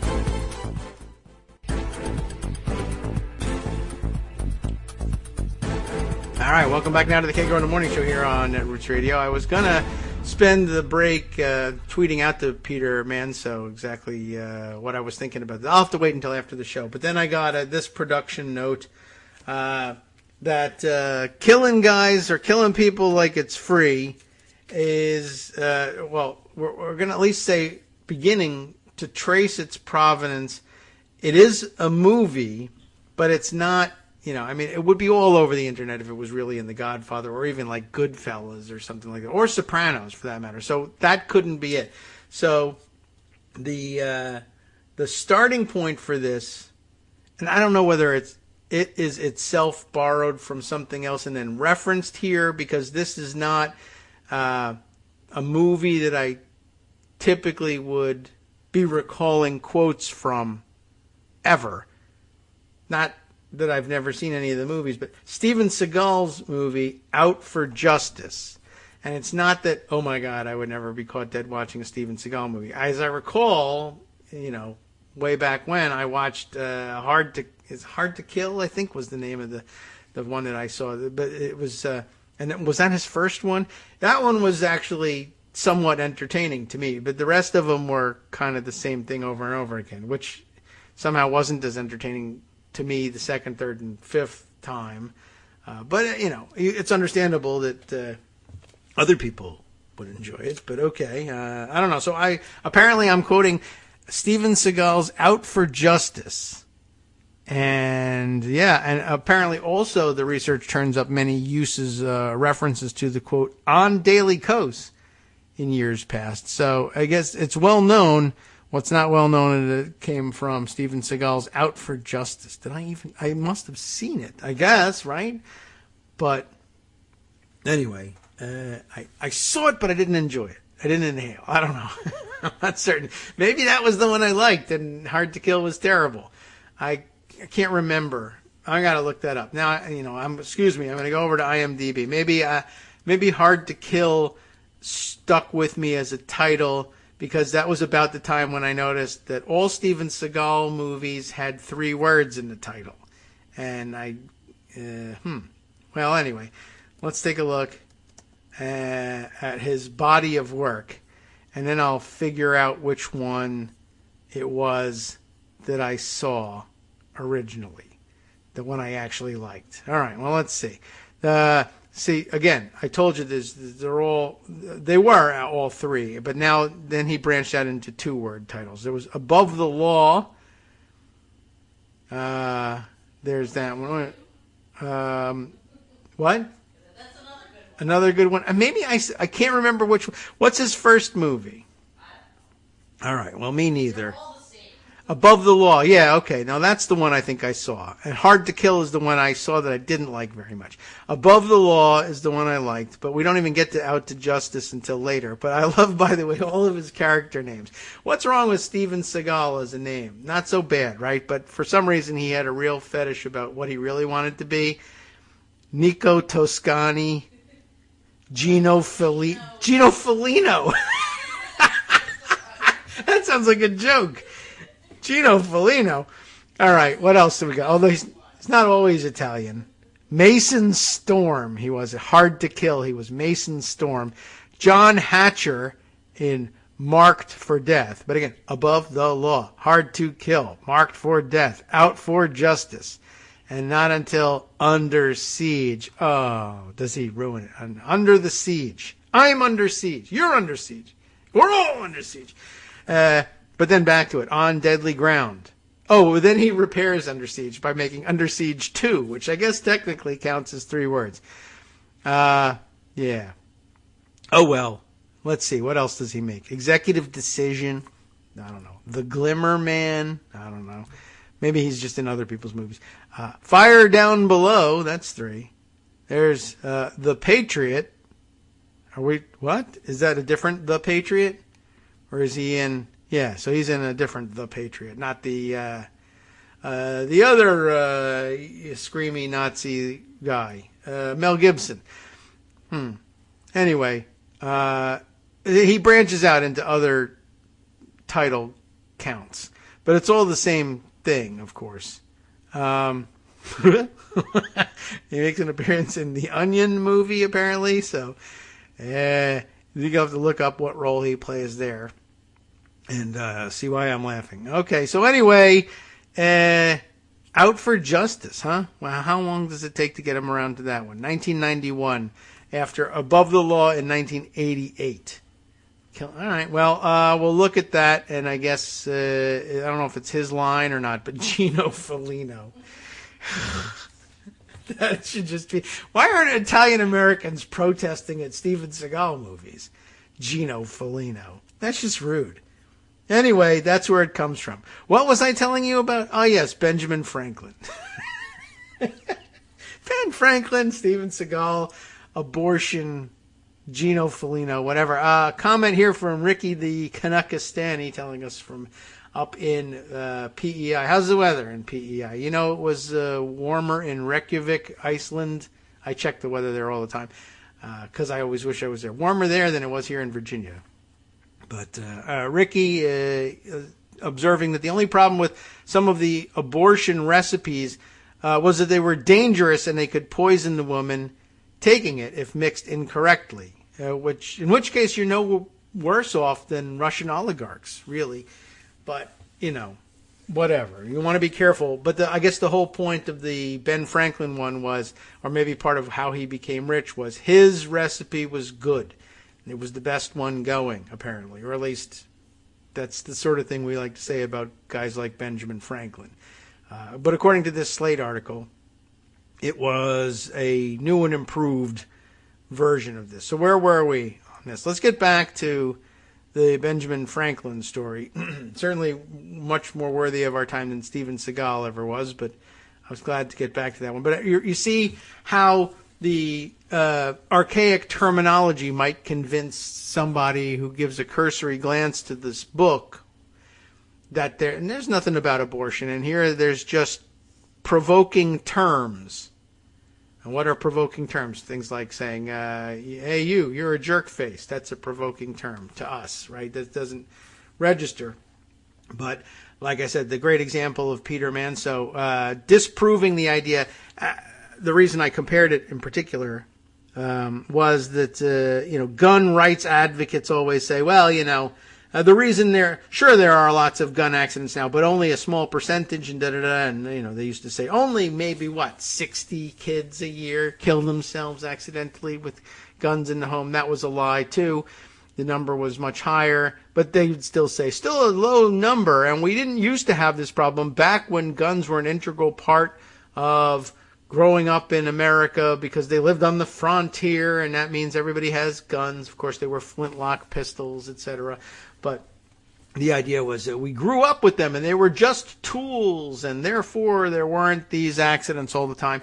And Peter Manso pointed out to everybody, no, there were these accidents all the time. Guns are, like I always describe them, handheld instant death machines, and as such, you could probably expect that there would be a lot of instant death around them. That's what they're built for, so it should come as no surprise that they actually produced that, even in the 1700s. And the reason you don't know that is, one, because you're motivated not to know it. Two, you have this mythological or mythologized idea of the ideal, colonial founders era life in America. And three, even if you picked up the newspapers from back then, even if you knew where to find them and had the interest to pick them up and look at them, you would be looking around and it would never say, kid found a gun in his dad's nightstand and accidentally shot himself in the face with it and died, because they used the euphemism of melancholy accident. And they were very flowery descriptions of what happened, and there's great examples, and you should buy it. Buy it and read the book, or if you don't want to, look it up on Google and see if you can find some passages for it. If you don't want to, you're crazy. You should go buy it. And it's really enlightening in that sense. And then you realize all over the place, kids were accidentally shooting themselves. Why? Because there were guns all over the place and far fewer safety features on them then, too. And yet it happened. And they called it melancholy accidents. Here we're talking about provoking terms. And then we'll see what other euphemisms that they use in Ben Franklin's version. So it was in The Young Man's Companion, where they talked about terms provoked. Unfortunately for Mather's readers, however, he prescribes, stinking arach, or arach, A-R-A-C-H, the name of the herb that he's using. And nobody really wants to, what's the first thing in your recipe that I have to consume? Stinking arach. What? No, I was hoping for stinking something else. You don't want the stinking in there, but this is serious business. And it probably surprised no one that was unpleasant, as, in order to get a body to abort a pregnancy, I assume you have to poison it a little bit. So, you make the wrong decision and you get too much poison, it's a real problem. So what was stinking arach? Apparently it was known as another name for it, goosefoot, which also wouldn't help me any. Go to the forest and gather some goosefoot, be looking for geese. Anyway, he prescribes stinking arach, or goosefoot, which is what is this word even? Emmenagogue? I don't know. E-M-M-E-N-A, Emena, Gog, G-O-G-U-E, Emmenagogue, Emmenagogue. What is it? I don't know. It is defined here, an agent to stimulate or regulate menstruation. Well, that didn't work out all that well. But okay. But it is not, however, a reliable abortifacient. So problematic. He also makes the even more dubious suggestion to take a draught of white wine under a full moon. Considerably more pleasant, but I guess it just doesn't do the trick. But I could see where the mistake was being made. If you tried it on somebody who wasn't pregnant but had not yet menstruated but was due to have done so, then I suppose if it's an agent that will stimulate that or regulate that, then you would say, okay, well, that works, but you're thinking of it as an abortifacient, and you're like, well, I think this person's pregnant, and then they, in fact, have their period after taking this stimulant, and then you would say, not that I successfully induced the menstrual period, but that I successfully aborted this fetus and tell everybody. Not a good, there wasn't enough scientific method, I guess, behind that. Or maybe they just had a couple of runs of luck. Anyway, so here also, this idea gets picked up and used by Franklin, and there is a photo inset here from the American instructor, and showing the language being used. But let's see if the article discusses it first. Otherwise, we'll go back and read the language as they provided in the picture. But Franklin's choice to get Tennant's pamphlet into the hands of readers all over the colonies meant that anyone learning to read, write, and calculate with his book would also have access to the leading available treatment for ending a pregnancy. So, interestingly, now, of course, the role of teaching everybody in America to read, write, and calculate is the province of the schools, and most particularly, or most often in this country, public schools. So this is the rough equivalent, I guess, of saying we're going to teach you how to do abortions in public schools. So if you think CRT or, oh my God, there's a book here about Martin Luther King, we got to get rid of it. If you think that was, out of control, well, how about the day when the Founding Fathers, if it's good enough for the Founding Fathers to teach abortion in school, but they were being homeschooled, so it's okay. How about that? That's really interesting. Well, and the things that they include. Everybody needs to be able to know how to read, write, do basic math, and perform an abortion. Tennant's handbook prescribes angelica, an herb known to be an effective abortifacient in the early stages of pregnancy for thousands of years, and which was frequently recommended across early modern herbal books. Moreover, the recipe refers to several herbal abortifacients known at the time. And I don't even think most people could identify these plants at this stage, and who knows whether they're known by different names. Whatever, but I guess maybe you should be reading it and arming yourself with your own home remedies for this stuff, at least if it proves not dangerous. Let's wait for the end of the article before you go and gather any herbs, though. So let's see. Here's a quote from the book. For this misfortune, and I guess you could imagine what the misfortune might be, you must purge with Highland flag, Flagg, commonly called bellyache root. And is it bellyache root? Because there's no E on the end. So I'm assuming it's not. That's just colonial spelling, I assume, of bellyache versus bellyache. I don't know. Maybe it is bellyache root. Who knows? These guys were crazy. They dressed up as Indians and thought it would work. So anyway, Highland flag. You must purge with Highland flag a week before you expect to be. This is some terms that they are using. I mean, I guess huzzah for them for even bringing up the subject to talk about abortion in a book like this. But they still are doing it in euphemistic terms. They're still very genteel, and I guess they don't want to, mention certain things. This is, and in so doing, they choose euphemisms that are insulting. But, again, they're not really attuned to this for women. But here's the deal. When should you use Highland flag? Well, first of all, remember that you're doing it for this misfortune, being pregnant. Okay. And then when should you use it? About a week before you expect to be out of order. Hang a sign on your belt. Out of order. Come back next week. Wow. But, this is their way of getting around saying things like, you can't use the medical terms for anything. People are too delicate. So use it a week before you expect to be out of order. And repeat, although that, again, unhelpful just in terms of when I find out I'm not out of order, by then, that's the signal that I need something. What do I use then? Well, this is, I guess, if you anticipate the problem. So use it a week before you expect to be out of order. And repeat the same 2 days after. The next morning, drink a quarter of a pint of pennyroyal water. Or decoction, Decoction, with 12 drops of spirits of hartshorn. What are these things? and as much again at night when you go to bed. And also remember that all of this stuff is like randomly capitalized. They capitalized all, like, I don't know what, nouns back then? Who knows?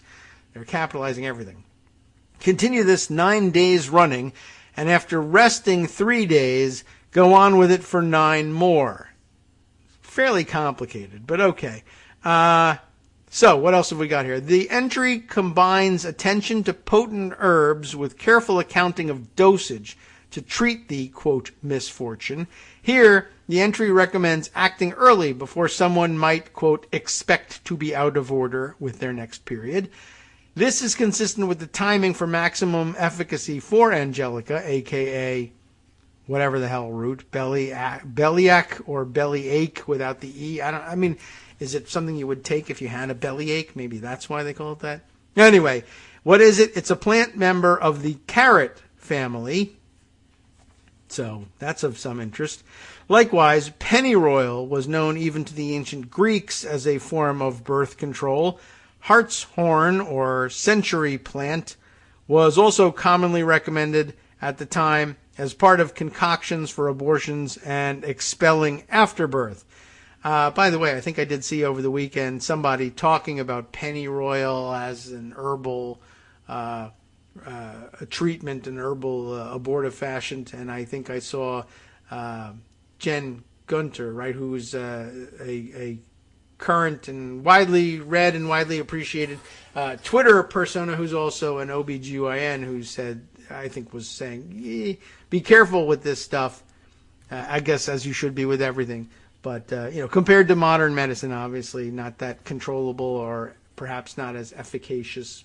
So it would be difficult for a modern doctor to say, yeah, just go get pennyroyal, wherever that is, and just use it. I guess you got to be careful with these things. And remember, you're making your own drugs out of plants. We have people to do that now. They're called pharmaceutical companies, and they overcharge us for it. But, okay. Maybe that's part of the reason. I guess they figure that we better charge a lot because we'll be getting sued for killing people all the time if we do this wrong. Anyway, the entry in the book here concludes by advising that the patients, quote, should be cautious of taking opiates too often. That's also a good idea. Or Jesuit's bark, a remedy for malaria, sometimes mistakenly thought to be an abortifacient. And just in case anyone was not clear on what caused this malady, nor must they long for pretty fellows or any other trash whatsoever, which I guess was their way of saying avoid sex.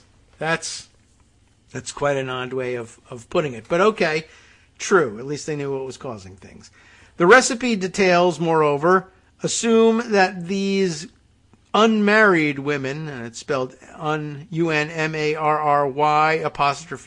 unmarried women, had the kind of knowledge of arithmetic that the book's earlier instructional sections had taught. So don't just skip to the end. You have to be able to figure things out, like 9 days before something.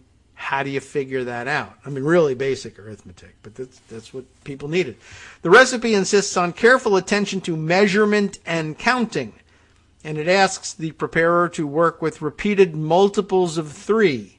Franklin had a track record of promoting female education, that's nice, and of arithmetic for them in particular.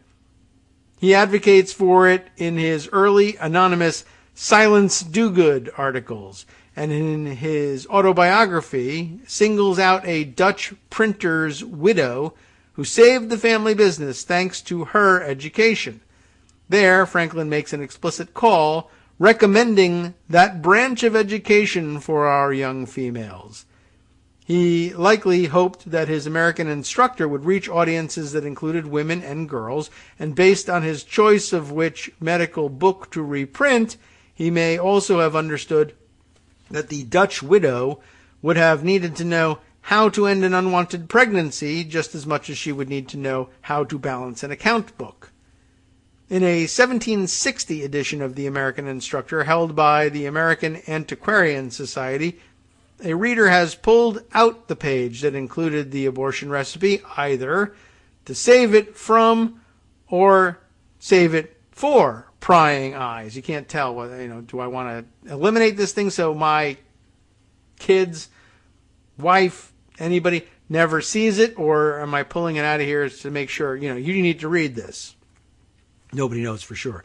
Another copy held at the Huntington Library in San Marino, California, shows that the Gilbert family treasured the book so much that they used it as a kind of family Bible starting in 1755, with Thomas Gilbert entering the names and birth dates of his children into it, even including the 5-day duration of Rachel Gilbert's labor with their daughter, Sarah. Births, abortion, arithmetic, all of them wrapped up together and taken for granted in this colonial American book, which, thanks to Franklin, circulated far and wide and for generations, including among enslaved Americans. In 1771, 2 black men, both fugitives from enslavement, left at night from, where? Maryland. Nanjemoy? I don't know how you pronounce this. I probably could figure that out. Nanjemoy. Nanjemoy. You tell me. That's almost certainly not the correct pronunciation. But left from this town in Maryland in search of freedom and took with them a gun, powder, and 2 books, one of which was Fisher's Arithmetic, which they spelled with a K at the end back then, so maybe you should have taken Fisher's Grammar. As an early American literary critic who works on the history of numeracy, our writer says, I thought of Franklin's book multiple times when I read the news this past week. Florida legislators want to excise social and emotional learning exercises from math textbooks for children, as though presenting arithmetic without context has ever been helpful or even the norm. I thought that was pretty interesting, too, because when I saw the articles saying, we want to get this CRT out of the math textbooks, we're banning math textbooks because they got CRT in them. And everybody was like, how could you even get CRT into a math textbook? And it turned out it was really social and emotional learning, but that Chris Rufo is hard at work trying to just swap the terms, and people are like, what's SEL? Don't worry about it. You don't need to know what it stands. It stands for, if you want to know, I'll tell you, it stands for social and emotional learning, but it's just code for CRT. It's bad. You got to get it out just like the CRT. Okay, sure. Or, I'm waiting to see whether that's the reaction or whether people say, you're just moving the goalposts on this. I'm tired of doing all your work for you. We'll see which one sticks. But anyway, they showed some examples of what they were trying to purge out of these books or why they were rejecting the books. And it was social and emotional learning. And it was just, I don't know whether we got to reading about it. I told you about some of the things that they put in there. But I told you about some of the articles that illustrated. The New York Times took a good look at it, and they showed the actual infographics that they put in there, and it's really just social and emotional learning. Talk to your friends. Try and work out a math problem. How do you work out a math problem in your head? How does your friend work out a math problem in his head? Talk about the differences and realize that, as long as you get to the right answer, either method is okay. Why do you like this one versus that one? Cooperate with your friends. Maybe you'll learn something. Ooh, can't have that in there because it's CRT/SEL. Now it turns out, even if people say, well, it's relatively harmless, there are people in the middle who like to think they're in the middle of everything. This stuff is relatively harmless, but why is it in the textbook? Just show me how to add and subtract and leave it at that. Boring, won't work. Parents and students alike have been clamoring for context for mathematics for ages anyway. And now it turns out, look, it's actually deeply rooted in American society to have this stuff in the books. Ron DeSantis is a Tory, and he should be tarred and feathered like a Tory. Like back then, you know what to do with these people. But now you can't say that anymore because CRT or SEL or something like that. Anyway, now back to the article here for just a few more seconds before we exit for the day. And I think I can actually make it here. Florida legislators, as we're reminded here, want to excise social and emotional learning exercises from math textbooks for children, as though presenting arithmetic without context has ever been helpful or even the norm. And now, should some version of this draft Supreme Court opinion hold, the ruling on Dobbs v. Jackson Women's Health will render abortion effectively illegal for myself, the writer, my students, and my daughters here in central Ohio. where new Intel factories are about to require tens of thousands of workers with advanced quantitative skills. For many of us, abortion access is an essential part of STEM education. Interesting way of putting it. It keeps us in school. It keeps the kids we already have fed and housed while they're in school. Yes, all of this very useful. I got to get the music rolling here. And it is simply, of course, as many people have been reminding me and everyone else who speaks about it, it is simply health care, like treatment for the umpteen other maladies listed in the Colonial Medical Handbook. Alito's draft argues that Roe and Casey must be overruled, pointing out that the Constitution makes no reference to abortion. Maybe so, but for the framers' contemporaries who learned to count with Franklin's help, safe and accessible abortion was a matter of simple math. How do you like that? I wasn't aware of it. Maybe you were. Now we all are. That's good. Interesting context and things that take you the places you'll go when you just follow the stream of consciousness. Of course, then the places you won't go, well, you wait and go there later with Justice Putnam, who brings you there with the West Coast Cookbook and Speakeasy, and maybe Arithmetic Primer as well. Primer, yes. And, well, let's see. What's he got on tap for you that I didn't get to today? Well, some of it we did get to, of course. He's got the Supreme Court decision to overturn Roe being on track to shake up the midterms. Elsewhere, a confusing debate suggests homework is too much when it's often too little. The pandemic has pushed Oregon's public defender system to the brink. I hadn't been thinking about that. And more after this. From networksradio.com, you have been listening to Kagro in the Morning with David Waldman. What else on tap? Dante Wright's mother was injured by police while legally videotaping a traffic stop from across the street. What about around the world? Divisions in the Taliban deepen as Afghan women defy the nation's strict veil edict. That and more coming up next. See you tomorrow.